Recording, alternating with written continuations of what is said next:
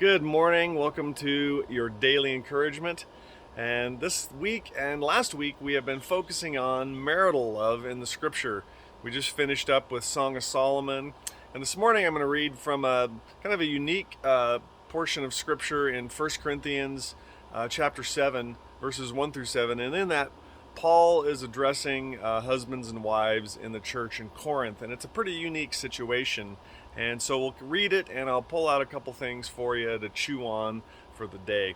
So Paul says here in 1 Corinthians 7:1, it says, "Now regarding your question you asked in your letter," he says, "Yes, it is good to abstain from sexual relations, but because there is so much sexual immorality, each man should have his own wife, and each woman should have her own husband."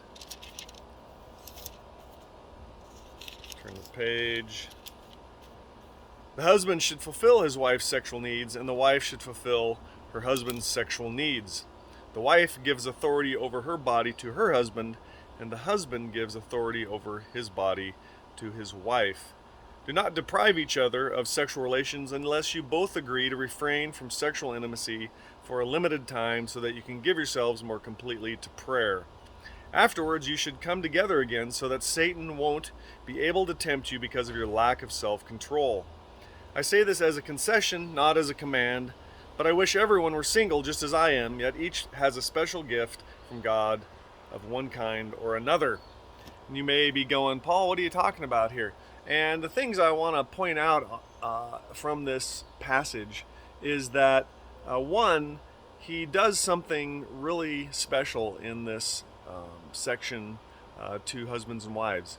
In the first century, husbands, the patriarchy was absolute rule, and husbands ruled their homes absolutely. And Paul here sets up, which happened with Jesus as well, sets up an equality between a husband and wife, and tells the husband, actually, no, your wife has charge over your body, not just you over your wives.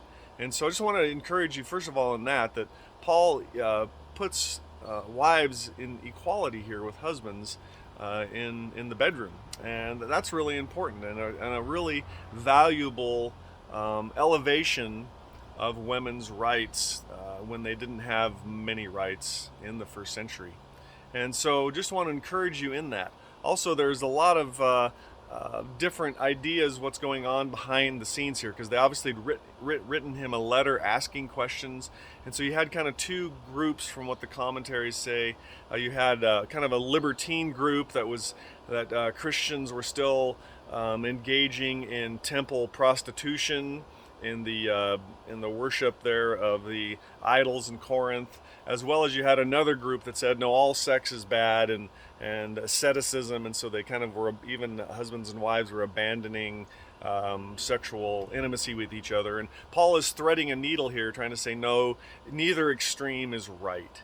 And so I just want to encourage you that when we go to extremes, we almost always tend to stray and to err.